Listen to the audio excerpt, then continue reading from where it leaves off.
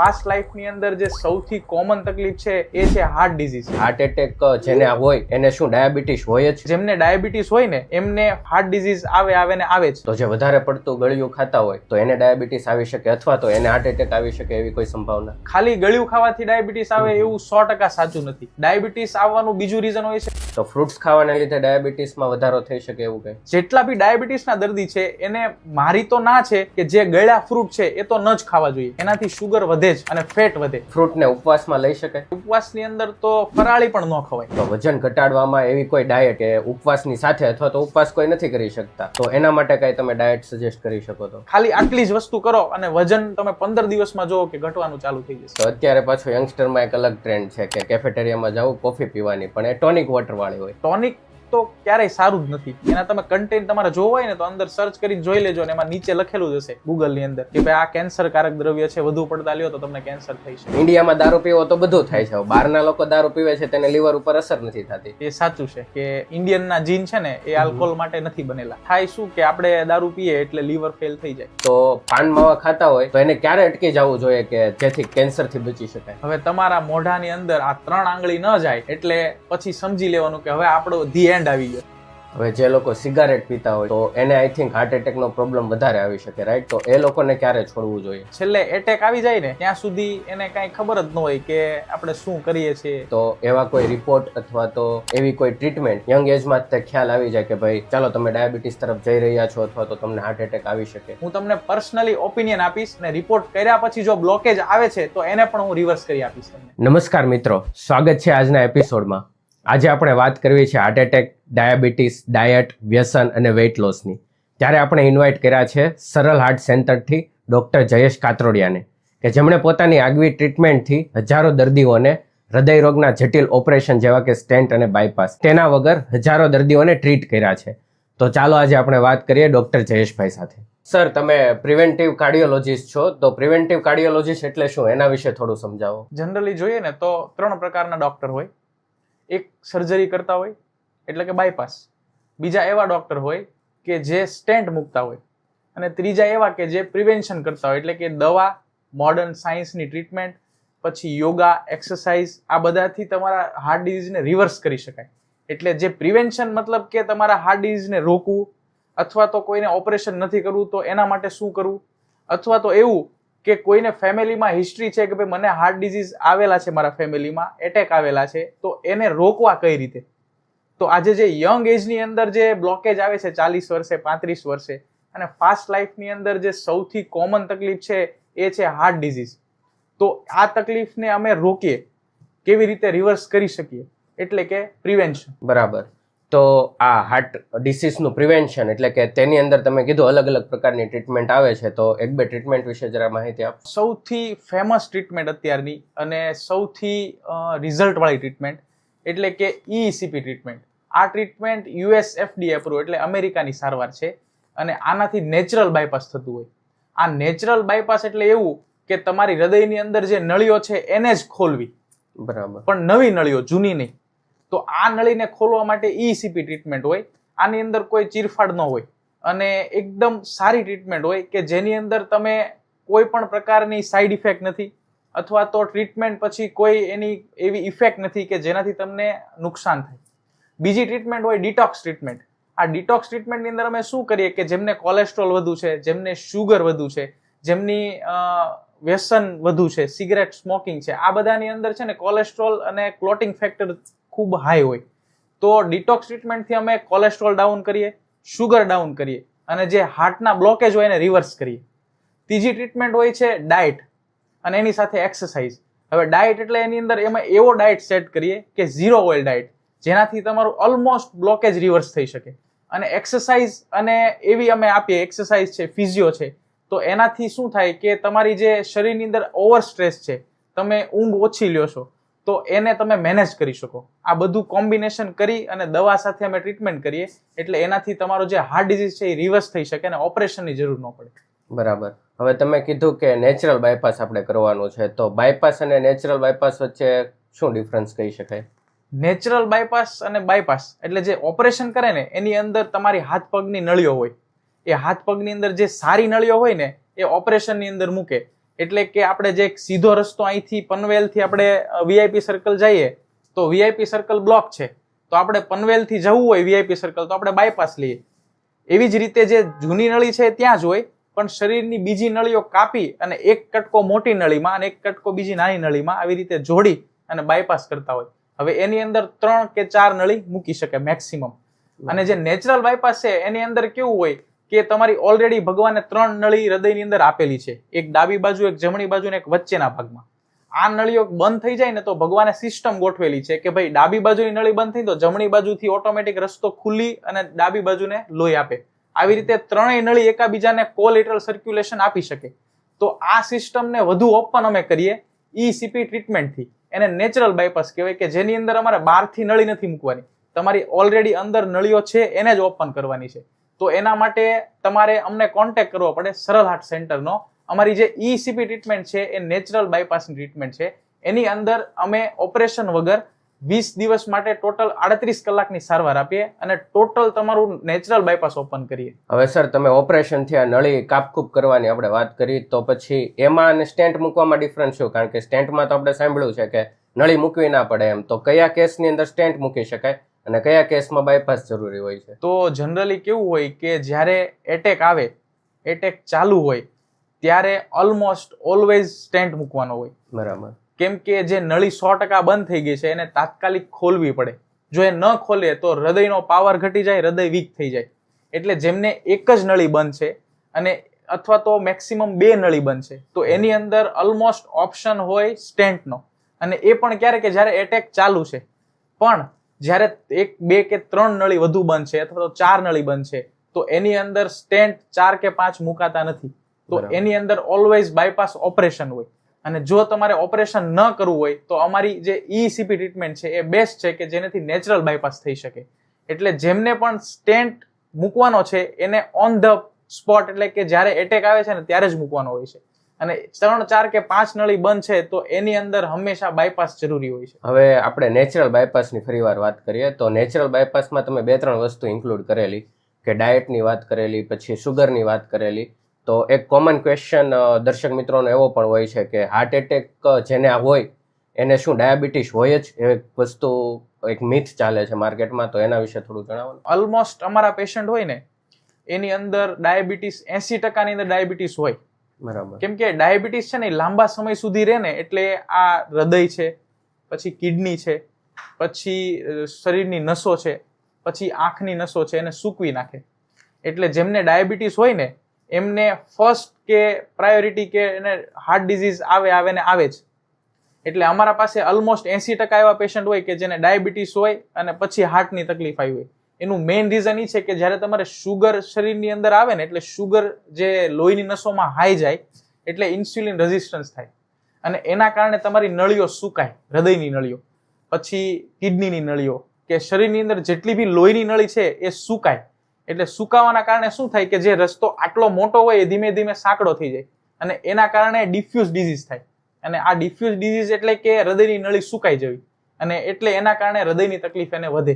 હવે આવા કેસ હોય ને ડિફ્યુઝ ડિઝીઝ વાળા, એની અંદર બાયપાસ ઓપરેશન કે સ્ટેન્ટ કોઈ સક્સેસ જતું નથી.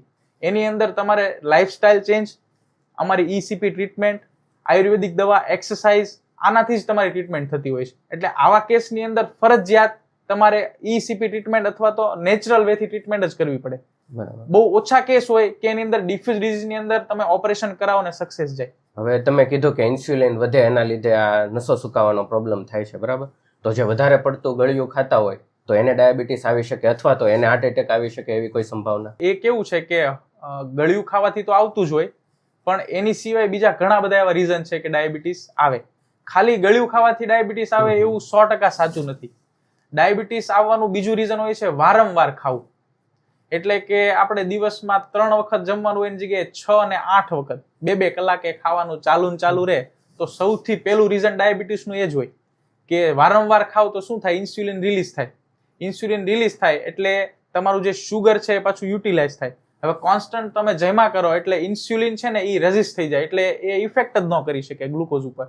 એટલે એના કારણે તમને ડાયાબિટીસ આવે. બીજું રીઝન હોય ઓવરવેઇટ, એટલે કે વધુ પડતું તમારું વજન છે, તમારે જે હાઇટ બોડી ઇન્ડેક્સ હોય એની કરતાં તમારું વજન વધુ છે તો એમાં બી સેમ વધુ પડતું ફેટ અને વધુ પડતું શુગર એના કારણે ઇન્સ્યુલિન કામ ન કરી શકે. અને ત્રીજો કેસ એવો છે કે વારસાગત, બરાબર. કે તમારે વારસાગતની અંદર તમારે જો ડાયાબિટીસ છે 35-40 વર્ષે આવે છે તો આવી શકે. કેમ કે ડાયાબિટીસ બે પ્રકારના હોય, ટાઈપ 1 ને ટાઈપ 2. ટાઈપ 1 હોય ને એની અંદર ઇન્સ્યુલિન બનતું જ ન હોય, એટલે ઇન્સ્યુલિન ન બને એટલે એને બાય બોર્ન જન્મથી એને ઇન્સ્યુલિન લેવા પડતા હોય. હવે બીજા કેસ ટાઈપ 2 ડાયાબિટીસ વાળા હોય તો એની અંદર એ લોકોને અંદર ઓલમોસ્ટ અત્યારની જે લાઈફસ્ટાઈલ છે એ પ્રમાણે તો આ જ કોઝ હોય કે વારંવાર ખાવું, સૌથી વધુ ગળ્યું ખાવું, વારંવાર ખાવું, બેકરી વાળું ખાવું, આ બધા મેઇન કારણ છે ડાયાબિટીસ આવવાના. સર, ડાયાબિટીસમાં આપણે વારંવાર ખાવાની વાત કરી તો ઘણા લોકોને એવું હોય છે કે ચાલો 3 ટક આપણે જમી લીધું પણ વચ્ચે વચ્ચે ફ્રૂટ્સ ખાય, એમ કે વધારે ભૂખ લાગે છે તો ફ્રૂટ્સ ખાઈએ, તો ફ્રૂટ્સ ખાવાને લીધે ડાયાબિટીસમાં વધારો થઈ શકે એવું કંઈ? હવે ફ્રૂટ હોય ને એની અંદર ફ્રુક્ટોઝ હોય, એટલે આપણે જનરલી જે આપણી ખાંડ હોય ને ટેબલ શુગર, એની અંદર ફ્રુક્ટોઝ પ્લસ ગ્લુકોઝ હોય. પણ જે આ ફ્રૂટ હોય ને એની અંદર ફ્રુક્ટોઝ હોય. હવે જે આ ફ્રુક્ટોઝ છે ને એ શું કરે કે બોડીની અંદર જાય ને એટલે સીધું એન્ટર થઈ જાય બ્લડમાં. આપણે ઘણા ક્લબ જોયા હોય તો એની અંદર કપલ એન્ટ્રી જ હોય, તો ગ્લુકોઝની એના માટે સોલ્ટ જોઈએ, સોડિયમ વગર ગ્લુકોઝની એન્ટ્રી ન થાય, એટલે કપલ એન્ટ્રી. પણ આ જે ફ્રુક્ટોઝ છે ને એ સિંગલ માણસ છે, એને સિંગલ એન્ટ્રી મળે, એટલે એ સીધું પેટમાં જાય અને સીધું બ્લડમાં જાય. પણ આ ફ્રુક્ટોઝ હોય ને એ કોઈ પણ સેલ યુઝ ન કરે. આપણે ગાડીમાં પેટ્રોલ યુઝ થતું હોય, કોઈ ગાડીમાં ડીઝલ યુઝ થતું હોય, તો આપણી જે બોડી છે ને એ ઓલમોસ્ટ ગ્લુકોઝ યુઝ કરે એનર્જી માટે. બ્રેઇન છે, લીવર છે, ઓલ બોડીના સેલ છે, બધી જગ્યાએ ગ્લુકોઝ યુટિલાઇઝ થાય અને એની અંદર એટીપી બને. ફ્રુક્ટોઝ છે ને કોઈ યુઝ કરતું જ નથી. ફ્રુક્ટોઝનો એક જ રસ્તો છે, એ લીવરમાં જાય ને લીવર એને ફેટમાં કન્વર્ટ કરે. એટલે જેટલા બી ડાયાબિટીસના દર્દી છે એને મારી તો ના છે કે ચીકુ છે, કેળા છે, કે જે ગળ્યા ફ્રૂટ છે એ તો ન જ ખાવા જોઈએ. હા, એવા ફ્રૂટ છે જેની અંદર ડ્રેગન ફ્રૂટ છે, કીવી છે, કે જેની અંદર શુગર ઓલમોસ્ટ 0 છે, તો એ બધા ખવાય. પણ રેગ્યુલર બેઝિસ ઉપર શુગર વાળાને ક્યારેય ફ્રૂટ ખાવાના હોતા નથી, એનાથી શુગર વધે જ અને ફેટ વધે. તો હવે ફ્રૂટને ઉપવાસમાં લઈ શકાય? નહીં, ઉપવાસ તો કેવું છે કે ઉપવાસની અંદર તો ફરાળી પણ ન ખવાય, ખાલી ફ્રૂટ નહીં, ફરાળી પણ ક્યારેય ન ખાવું જોઈએ. જો ઉપવાસ તમારે સાચો કરવો છે ને તો 24 કલાક માટે ખાલી પાણી ઉપર જ રહ્યો. કેમ કે જ્યાં તમે ફ્રૂટ કે ફરાળી ખાવશો ને એનાથી ઉપવાસનો ફાયદો થતો જ નથી. જ્યારે તમે 24 કલાક માટે ઉપવાસ કરો છો ને, જો એનો તમારે સાચો ફાયદો લેવો છે, તમારે ભગવાનની શ્રદ્ધા છે કે મને કાંઈ ફાયદો મળશે, તો એના માટે 24 કલાક માટે માત્ર પાણી જ પીવું જોઈએ. જો વધુ ભૂખ લાગે છે તો તમારે બ્લેક કોફી, બ્લેક ટી અને ગ્રીન ટી પીવી જોઈએ. અને છતાં બી તમને વીકનેસ રહે છે તો લીંબુ, પાણી અને નમક આ 3 વસ્તુ મિક્સ કરીને પીવી જોઈએ. બાકી તમારે કોઈ પણ વસ્તુ ફરાળ છે, ફ્રૂટ છે, ક્યારેય ઉપવાસમાં લેવું ન જોઈએ. બરાબર. અત્યારે બીજો એક ટ્રેન્ડ ચાલે છે કે 24 ની જગ્યાએ 48 કલાક અને અપ ટુ 72 કલાક સુધી, તો આ 3 દિવસ સુધી જ્યારે ઉપવાસ થતો હોય ત્યારે બોડીમાં વીકનેસ કેવો આવી જતું હોય, તો શું આ કરવું જોઈએ કે ના કરવું જોઈએ? ઉપવાસ બધાએ કરવો જોઈએ. કોઈથી 24 કલાક થઈ શકે, 48 કે 72 કલાક. કેમ કે તમારે આજના સમયની અંદર જો નિરોગી રહેવું છે, તમારે કોઈ દવા નથી ખાવી, અથવા તો તમારે જે બી ડાયાબિટીસ, બીપી છે એને ઓછા કરવા છે, દવા ઓછી કરવી છે, તો ઉપવાસ કરવો જોઈએ. હવે વાત આવે વીકનેસની, તો વીકનેસ એટલા માટે આવે કે તમે સ્ટાર્ટિંગમાં ફર્સ્ટ ટાઈમ જ્યારે તમે ભૂખ્યા રહો છો ને ત્યારે તમને અંદરથી ભૂખ બહુ લાગે છે, અથવા તો શું થાય કે તમારે રેગ્યુલર ખાવાની ટેવ છે, તમારે દવાઓ ચાલુ છે ડાયાબિટીસની, તો એના કારણે તમને ભૂખ લગાડે છે. તો તમે શું કરો કે ડાયાબિટીસ વાળા છો તો દવા બંધ કરો અને ભૂખ્યા રહ્યો. અને 24 કલાક જો ઉપવાસ કરશો ને તો તમને કેન્સર પણ નહીં આવે. કેમ કે એનાથી શું થાય કે જે નવા સેલ હોય ને એ 24 કલાક પછી જ જનરેટ થાય ઉપવાસ કર્યા પછી. તો એ P53 જીન હોય, અને આ જીન છે ને એ શરીરની અંદર ક્લિનિંગ કરે, કે ખરાબ સેલને કાઢે અને નવા જનરેટ કરે. એટલે 24 કલાક કરો તો બહુ બેસ્ટ છે. 48 અને 72 કલાક છે કરો છો તો સૌથી એડવાન્સ ઉપવાસ છે. આના અંદર તમારું બોડી એકદમ એનર્જેટિક થશે અને તમારે જેટલા રોગ જે આવવાના હશે ને છે ને એ ડાઉન જશે. તો અત્યારે આ પ્રિફર કરે છે જેને વજન ઘટાડવો છે, તો વજન ઘટાડવામાં એવી કોઈ ડાયટ કે ઉપવાસની સાથે, અથવા તો ઉપવાસ કોઈ નથી કરી શકતા, તો એના માટે કઈ તમે ડાયટ સજેસ્ટ કરી શકો? તો હા, જેમને વજન ઘટાડવો છે ને એના માટે સૌથી સારામાં સારી ડાયટ છે, સવારે ઉઠો એટલે સૌથી પહેલા વેજીટેબલ જ્યુસ પી લો સવારે ઉઠતા. અને બીજું, જો તમને ભૂખ વધુ લાગે છે તો ફણગાવેલા કઠોળ, મગ કેવું ખાઈ શકો. જમવાનો ટાઈમ ફિક્સ રાખો, 12 વાગે અને 6 વાગે. 12 વાગે જમો છો ત્યારે સૌથી પહેલા સલાડ ખાઈ લો 1 થી 2 બાઉલ. પછી જો ભૂખ છે તો તમે બાફેલા કઠોળ ખાઈ લો અથવા પ્રોટીનની કોઈ બી વસ્તુ ખાઈ શકો, કે જેની અંદર એગ ખાતા હોય તો એગ ખાઈ શકો, પણ સેકન્ડ પ્રોટીન લ્યો. અને થર્ડ, જો હજુ પણ ભૂખ છે તો એક રોટી અને સબ્જી ખાઈ લો, આનાથી વધુ ન ખાઓ. સૌથી શરૂઆત તમે વેજીટેબલથી જ કરો, સલાડથી, પછી એના પછી પ્રોટીન લ્યો, અને પછી ભૂખ છે તો તમે આગળ રોટી અથવા અનાજ ખાઓ. અને સાંજે 6 વાગે એકદમ લાઇટ નાસ્તો, એની અંદર વેજીટેબલ ખીચડી છે, પછી તમને બ્લેક કોફી, બ્લેક ટી છે. તો આનાથી શું થશે? ભૂખ ઓછી થશે, અને ભૂખ ઓછી થશે ને તો તમે વેઇટ લોસ કરી શકશો, અને એ પણ ખાઈ પીને આવી રીતે. એટલે તમે જે રેગ્યુલર તમે જે પણ ડાયટ ફોલો કરતા હો અને વજન નથી ઘટતું, તો એ બધી જ ડાયટ મૂકી દો. ખાલી આટલી જ વસ્તુ કરો અને વજન તમે 15 દિવસમાં જોવો કે ઘટવાનું ચાલુ થઈ જશે. બરાબર. તો હવે હાર્ટના કોઈ પેશન્ટ હોય અથવા તો ડાયાબિટીસના કોઈ પેશન્ટ હોય, એના માટે કોઈ સ્પેશિયલ ડાયટ આ કેસની અંદર? હા, ઇન્ટરમિટન્ટ ડાયટ. આ બે પેશન્ટની અંદર ખૂબ સારા રિઝલ્ટ. અમારા અત્યારે રેગ્યુલર જે પેશન્ટ હોય એની અંદર અમે ઇન્ટરમિટન્ટ ડાયટ કરાવીએ, અને આ પેશન્ટને ખૂબ સારા રિઝલ્ટ મળે. એની અંદર અમારા એક પેશન્ટ છે જેમને 45 થી 50 ઉંમર છે, ખૂબ જ ઓવર બોડી વેઇટ છે, હાર્ટનો પાવર વીક છે, શુગરની દવાઓ ચાલુ છે, બીપીની દવાઓ ચાલુ છે, બધી જ દવા ચાલુ છે, હૃદયની ટ્રીટમેન્ટ ચાલુ છે. એની અંદર અમે આ એક જ વસ્તુ કરી કે જેનાથી અમને ડાયાબિટીસ અને હૃદય રોગ બેઉમાં ફાયદો મળ્યો. એમને અમે ઇન્ટરમિટન્ટ ડાયટ, એટલે કે 2 વખત જમવાનું અને 16 કલાક ફાસ્ટિંગ કરવાનું. હવે એ વ્યક્તિ છે ને, એમને રેગ્યુલર જમવાની 4 થી 5 વખત ટેવ હતી, એની જગ્યાએ અમે એમને 12 અને 6 એવી રીતે 2 વખત જમવાની ટેવ પર લાવી દીધા. અને ઇન્ટરમિટન્ટ ફાસ્ટિંગ કરો ને એટલે ડાયાબિટીસ ડાઉન થાય, સાથે જે તમારી હૃદયની નળી છે ને એ પણ સારી થાય. એટલે કે હિલિંગ, જે હૃદયની નળીની અંદર એન્ડોથેલિયમ હોય, અને આ એન્ડોથેલિયમ ખરાબ થઈ ગયેલું હોય, એને રિપેર કરવું હોય ને તો 16 કલાક ફાસ્ટિંગ કરો એટલે ત્યાં પાછું લેયર સારું આવી જાય.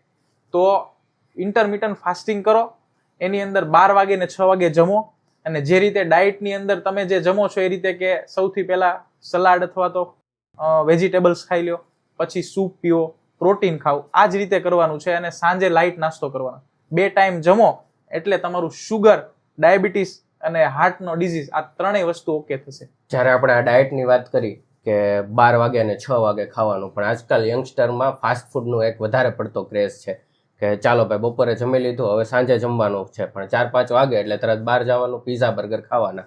બીજો એક ટ્રેન્ડ છે નાઇટમાં કે ભાઈ ચાલો કેફેટેરિયામાં જવાનું, કોફી પીવાની, પીઝા ખાવાના. તો હવે ફાસ્ટ ફૂડ વિશે તમે શું કહેવા માંગશો કે ચાલો મારે જ તે ફાસ્ટ ફૂડ અવોઇડ કરવું છે, તો એવી કોઈ ટ્રીક કે એવી કોઈ વસ્તુ કે જેનાથી ફાસ્ટ ફૂડ અવોઇડ કરી શકાય અને હેલ્ધી લાઈફસ્ટાઈલ અપનાવી શકાય? અત્યારનો જે કહેવાય એ સૌથી મોટો પ્રોબ્લેમ, કે વારે વારે 2 કલાકે ભૂખ લાગી જાય, એ ટેવ આપણે જ પાડી છે. પણ એને અવોઇડ કરવા માટે સૌથી મોટી મિસ્ટેક બધા કરતા હોય ને, તો એ કરતા હોય કે જે વ્યસન વાળા કરતા હોય ને, કે મગજની અંદર એમ થાય ભૂખ લાગી એટલે ખાઈ લીધું. પણ એની જગ્યાએ એ નથી વિચારતા કે આપણે ભૂખ લાગી તો ખાલી પાણી પી લે, લીંબુ પાણી પી લઈએ, અથવા તો ગ્રીન ટી પી લઈએ, બ્લેક કોફી પી લે, આનાથી ભૂખ ઓછી થઈ જતી હોય. કેમ કે અત્યારે શું થાય, યંગસ્ટરની અંદર ફાસ્ટ ફોરવર્ડ લાઈફ, એટલે બધું ઉતાવળે કરવું હોય, એટલે એના કારણે સ્ટ્રેસ ડેવલપ થાય. સ્ટ્રેસ ડેવલપ થાય ને એટલે મગજને એમ થાય કે ચલો ખાઈ લઈએ. કેમ કે મગજની અંદર એક સ્વિચ હોય કે જે ભૂખ લગાડતી હોય અને તમને પેટની સંતોષી કરતી હોય. પણ જો તમે સ્ટ્રેસ વધુ લેતા હો ને તો આ ભૂખવાળી સ્વિચ ચાલુ રહે. એટલે એના કારણે શું થાય કે તમને વારે વારે ભૂખ લાગે. પણ જો તમારે ભૂખને અવોઇડ કરવી છે ને, ફાસ્ટ ફૂડને અવોઇડ કરવું છે ને, તો જ્યારે પણ ભૂખ લાગે ને ત્યારે તરત કાં તો પછી વેજીટેબલ ખાઈ લો, ફ્રૂટ ખાઈ લો એકાદું, અથવા ફ્રૂટ ને વેજીટેબલ નથી તો ગ્રીન ટી પી લો, બ્લેક કોફી પી લો. જેટલી વખત ભૂખ લાગે ને આ વારંવાર રિપીટ કરો. લીંબુ પાણી પી લો. તો એનાથી તમે છે ને ફાસ્ટ ફૂડને અવોઇડ કરશો. અને માઇન્ડસેટ એક ફિક્સ કરો કે આપણે જમવા બેસીએ ને ત્યારે જમી લેવું, પછી જમવું જ નહીં. માનો કે તમે સવારે જમો છો તો બેઠા ત્યારે જેટલી ભૂખ છે એ જમી લ્યો. પછી માઇન્ડસેટ એવું ડેવલપ કરો કે હવે આપણે 12-2 વાગે જ ખાવું છે અથવા સાંજે જ ખાવું છે, તો જ તમે ફાસ્ટ ફૂડ છોડી શકો.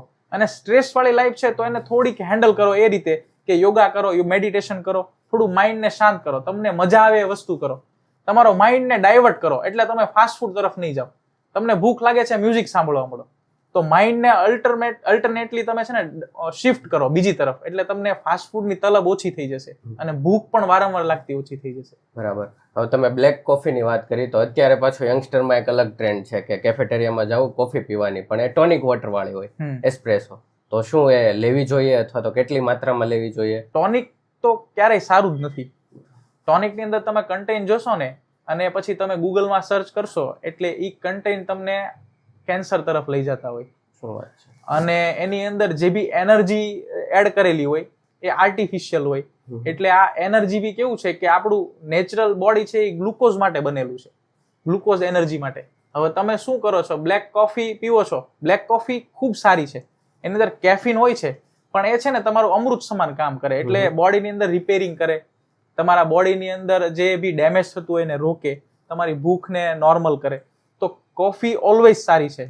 એટલે કહેવાય ને કે ઝેર, પણ ઝેર છે પણ ખૂબ સારું ઝેર છે. પણ તમે એની અંદર ટોનિક વોટર નાખો છો એટલે એનો જે બેનિફિટ હોય છે ને જતો રહે. એટલે ટોનિક વોટર તમે એટલા માટે લ્યો છો કે ભાઈ હું એનર્જેટિક થઈ જાઉં, પણ ખાલી બ્લેક કોફી પીવો ને તો બી એનર્જી રહે બોડીમાં. એવું નથી કે ટોનિક વોટર નાખવું, પણ ટોનિક વોટર ખરાબ છે. એના તમે કન્ટેન્ટ તમારે જોવો હોય ને તો અંદર સર્ચ કરીને જોઈ લેજો, ને એમાં નીચે લખેલું જ હશે ગૂગલ ની અંદર કે ભાઈ આ કેન્સરકારક દ્રવ્ય છે, વધુ પડતા લ્યો તો તમને કેન્સર થઈ શકે. એટલે ટોનિક વોટર વાળી કોફી ન પીવી જોઈએ. બરાબર. હવે આપણે વ્યસનની વાત કરી તો ઘણા બધા કેસની અંદર ચાલો દારૂની વાત આવે છે, તમાકુની વાત આવે છે, તો એક બીજો પ્રશ્ન એવો રહે છે કે દારૂ છોડાવવાના તો બહુ બધા વિડીયો બની ગયા છે, પણ એક ક્વેશ્ચન કેવો આવે, આ થોડોક રમૂજી ક્વેશ્ચન છે કે ભાઈ ઇન્ડિયામાં દારૂ પીવો તો બધું થાય છે, બહારના લોકો દારૂ પીવે છે તેને લીવર ઉપર અસર નથી થતી, તો આ મિથ કે આના વિશે તમે શું કહેવા માંગશો? એ સાચું છે કે ઇન્ડિયનના જીન છે ને એ આલ્કોહોલ માટે નથી બનેલા. બરાબર. એટલે થાય શું કે આપણે દારૂ પીએ એટલે લીવર ફેલ થઈ જાય. હવે રશિયન કન્ટ્રી છે ને એમાં મોર્નિંગમાં એ બ્રેકફાસ્ટ કરે ને એની સાથે વાઇન વિસ્કી હોય, એને ચા ન હોય. કેમ કે રશિયનના જે જીન છે ને એની અંદર એડીએચ હોય. એડીએચ એટલે આલ્કોહોલ ડિહાઇડ્રોજિનેસ. એટલે જે આલ્કોહોલ જે એનર્જી છે ને એને બ્રેકડાઉન કરી દે, એટલે એને લીવરને ડેમેજ ન થાય. હવે આપણા લીવર છે ને એની અંદર એડીએચ છે જ નહીં, બોડીમાં નથી. એટલે જે આલ્કોહોલ જાય ને એ લીવરની અંદર જ રહે. કેમ કે લીવરનું કામ કેવું છે કે ટોલ નાકા જેવું છે, બધું ટોક્સિન પકડી રાખે અને બધું ક્લિયર કરી અને પછી જ બોડીમાં જવા દે. એટલે જે આ આલ્કોહોલ છે લીવર બોડી માટે ટોક્સિન છે. એટલે લીવર એને શું કરે કે પચાવવાની કોશિશ કરે, ખૂબ બ્રેકડાઉન કરવાની કોશિશ કરે, એની અંદર લીવરના સેલ ખરાબ થઈ જાય. અમુક ટાઈમ એવો આવે કે લીવરના સેલ કામ કરતા બંધ થઈ જાય, ફેટી લીવર અને ફાઇબ્રોસ. ફાઇબ્રોસ એટલે કેવું કે એકદમ હાર્ડ પથ્થર જેવું લીવર થઈ જાય, તો એ પછી કામ કરતું બંધ થઈ જાય. એટલે એ આપણા અંદર લીવર ફેલ થઈ જાય. પણ રશિયન કે ફોરેન કન્ટ્રીમાં ન થાય એનું મેઇન રીઝન આ એન્ઝાઇમ છે એડીએચ, અને એ ફોરેન કન્ટ્રીની અંદર હોય છે બાય બોર્ન, આપણામાં નથી હોતું. આલ્કોહોલની તો આપણે વાત કરી, પણ અત્યારના સમયમાં હવે પાન માવા એક ખૂબ જ કોમન વસ્તુ છે. તો પાન માવા ખાતા હોય અને મોઢું પણ ના ખુલતું હોય, એક સમય એવો આવી ગયો હોય કે આને કેન્સર થશે એમ, તો એને ક્યારે અટકી જવું જોઈએ કે જેથી કેન્સરથી બચી શકાય? હવે તમારા મોઢાની અંદર આ 3 આંગળી ન જાય એટલે પછી સમજી લેવાનું કે હવે આપણો ધી એન્ડ આવી ગયો છે. 3 આંગળી તમારું મોઢું નથી ખુલતું એટલે તમારે આજથી માવા બંધ કરી દેવા જોઈએ. કેમ કે એ સાઇન છે તમારી બકલ મ્યુકોઝા છે એ ફાઇબ્રોસ થઈ ગઈ છે. એટલે કે તમારા મોઢાના જે અંદરના સ્નાયુ અને જે મ્યુકોઝા છે એ ફાઇબ્રોસ એટલે એવું કે કઠણ થઈ ગયા છે, ઇલાસ્ટિસિટી જતી રહી છે. હવે એનો એન્ડ સ્ટેજ આવી ગયો છે, હવે એ રિપેર નહીં થાય, હવે રિવર્સ નહીં થાય. એટલે જે પણ વ્યક્તિઓ માવા ખાય છે અને મોઢું 3 આંગળીથી ઓછું ખુલવા માંડ્યું છે તો એને આજથી જ માવા બંધ કરી દેવા જોઈએ. કેમ કે એને હવે એન્ડ આવી ગયો છે, હવે એને સીધું કેન્સર જ આવશે. એ બકલ મ્યુકોઝા તમારા ફિક્સ થઈ ગયા છે, ત્યાંના સેલ ખરાબ થઈ ગયા છે, રિવર્સ નથી થઈ શકતા. અને જો તમારે 3 આંગળી મોઢું ખુલે છે ને બંધ કરી દો છો, અને જો તમારે ખોલવું છે કે ભાઈ મારે હવે મોઢું ખોલવા માટે શું કરવું, તો ઘર બેઠા એક એક્સરસાઇઝ છે, એ ચાલુ કરો. એ બેનિફિટ આપશે તમને. 3 માંથી 4 આંગળી ખુલવા મળશે. એના માટે તમે સૌથી પહેલી કસરત કરો, ઓ આવી રીતે ઓ બનાવો અને આ 5 સેકન્ડ માટે રાખો ને ધીમે ધીમે છોડો. પછી સાઈડ બાય સાઈડ આ જડબું છે એને સાઈડ બાય સાઈડ મુવમેન્ટ આપો. એ 5 સેકન્ડ માટે એ કરો. અને ત્રીજી કસરત છે ફૂગો. આવી રીતે ફૂગો. આ 3 કસરત તમે 5-5 મિનિટ માટે રોજે કરો અને મોઢા પર અહીંયાથી છે ને એક તેલનું મસાજ કરાવો રોજે 5 મિનિટ માટે. આ એક્સરસાઇઝ ચાલુ કરો અને માવા છોડો. જો તમને મોઢું ખુલવા લાગે છે તો સમજો કે તમે કેન્સરથી બચી શકો છો. બરાબર. હવે જે લોકો સિગારેટ પીતા હોય, સિગારેટ ડેઇલી લાઈફમાં કન્ઝ્યુમ કરતા હોય, તો એને આઈ થિંક હાર્ટ એટેકનો પ્રોબ્લેમ વધારે આવી શકે, રાઈટ? તો એ લોકોને ક્યારે છોડવું જોઈએ? હવે જે સિગરેટ પીવે છે ને એ કેવું છે કે કોન્સ્ટન્ટ ચાલુ હોય છે સિગરેટ પીવાનું, કોઈ 2, 5, 10, 25. પણ એને શું હોય કે છેલ્લે એટેક આવી જાય ને અથવા સ્ટ્રોક આવી જાય ત્યાં સુધી એને કાંઈ ખબર જ ન હોય કે આપણે શું કરીએ છીએ. તો એના માટેની સૌથી પહેલી જે સાઇન આવે ને એ હોય હેર લોસ. એટલે જે આપણે શોક્સ પહેરીએ ને મોજા, એની ઉપરના ભાગની અંદર અલ્ટરનેટ હેર લોસ થવા મળે, એટલે વાળ ખરવા લાગે. ત્યાંની સ્કિન છે એ શ્રિંક થવા મળે. એટલે સમજવાનું કે આપણી જે નાની નસો છે ને, જે સ્કિનને લોહી આપે છે, ત્યાં બ્લડ ઓછું મળવા મળ્યું, પુઅર સપ્લાય થઈ ગઈ. સેકન્ડ સાઇન કેવું હોય કે તમે અડધી કલાક પણ ઊભા ન રહી શકો. જેવા તમે ઊભા રહ્યો ને થાક લાગવા પડે અને બેસી જાઓ, કેમ કે જે મસલ્સ હોય એની અંદર ક્રેમ્પ આવવા મળે. ક્રેમ્પ આવવાનું મેઇન કારણ હોય પુઅર બ્લડ સપ્લાય, એટલે ત્યાં લોહી નથી મળતું. ત્રીજી સાઇન હોય કે તમે જ્યારે દાદર ચડો ને, એટલે બીજો માળ ચડો ને, ત્યાં એમ થઈ જાય કે હવે જીવ વયો જશે. આ બધી જ સાઇન છે પુઅર બ્લડ સપ્લાયની છે. સાથે તમારી જે આ કાનની બુટી હોય ને, ત્યાં કાનની બુટીથી આવી રીતે ક્રીઝ પડે, જે પેલા ન હોય. તમારા ફોટા જોવો હોય ને અને સિગરેટ પીતા હોય, તમારો જૂનો ફોટો જોવો હોય તો જોઈ લેજો. અહીંયા કાનથી એક ક્રીઝ હોય, એને ફ્રેન્ક સાઇન કહેવાય. આ ક્રીઝ પેલા નહીં હોય, પછી પડશે અહીંયાથી બુટીથી આવી રીતે. એ ક્રીઝનું સાઇન બી એ હોય કે તમારી નળીઓ સુકાવા લાગી છે, તમારે બ્લડ ઓછું મળવા લાગ્યું છે. તો આટલી સાઇન ચાલુ થઈ ગઈ છે ને, તો આજથી જ તમે સિગરેટ છોડી દો, કેમ કે તમારી જે લોહીની નસો છે એ સુકાવા લાગી છે અને બ્લડ ઓછું મળવા લાગ્યું છે. એટલે જો શરીરની નસો સુકાવા મળે તો અલ્ટરનેટ હૃદયની નસ પણ સુકાવાની ચાલુ થઈ ગઈ હોય, ત્યાં બ્લોકેજ બનવા માંડ્યા હોય. તો તમે આજથી જ સિગરેટ છોડો. અને જો આ સાઇન છે તો અમને કન્સલ્ટ કરો 9428530995. આ નંબર પર કોન્ટેક્ટ કરો, અમારો ફ્રી ઓપિનિયન મેળવો અને અમારા એડ્રેસ પર તમે તપાસ માટે આવો. બરાબર. હવે સર, આ તમે તપાસની વાત કરી અને આપણે સિગરેટ અને આલ્કોહોલ એ બધી યંગસ્ટરમાં વાત કરી, તો એવા કોઈ રિપોર્ટ અથવા તો એવી કોઈ ટ્રીટમેન્ટ કે જેનાથી આપણે યંગ એજની અંદર હાર્ટ એટેકથી બચી શકીએ, અથવા યંગ એજમાં જ તે ખ્યાલ આવી જાય કે ભાઈ ચાલો તમે ડાયાબિટીસ તરફ જઈ રહ્યા છો અથવા તો તમને હાર્ટ એટેક આવી શકે? હા, હવે હાર્ટ માટે સ્પેશિયલ રિપોર્ટ હોય ને, એ 35 થી 40 એજ અમે કરાવતા હોય. પણ કોઈ પણ એજ વાળો છે, વ્યસન વાળો છે, જેની અંદર સિગરેટ છે કે દારૂ પીવે છે, એની ફેમિલીમાં હિસ્ટ્રી છે, તો આવો જે કોઈ માણસ છે ને, એ અમારા પાસે આવે ને, એટલે અમે યંગ એજની અંદર લોહીના રિપોર્ટ સૌથી પહેલા કરીએ. એની અંદર લાઇપોસ્મોલે, હોમોસિસ્ટીન અને HSCRP, આ ત્રણેય એવા માર્કર છે કે તમારા લોહીની અંદર જાડું કેટલું છે, કોલેસ્ટ્રોલ કેટલું છે, તમારા એટેકના ચાન્સ કેટલા છે, એ બતાવી દે.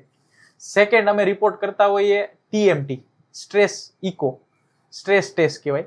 એની અંદર ચલાવી અને તમને ફિટનેસ જોવે. અને થર્ડ ટેસ્ટ કરતા હોય અમે CT સ્કેન, કે જેની અંદર બ્લોકેજ જ આવી જાય. તમને ખબર જ પડી જાય 5 મિનિટની અંદર કે મારા હાર્ટની અંદર બ્લોકેજ છે કે નહીં. તો આ 3 ટેસ્ટ જે અમે 1 by 1 કરીએ છીએ એ બધાને કરાવવા જોઈએ.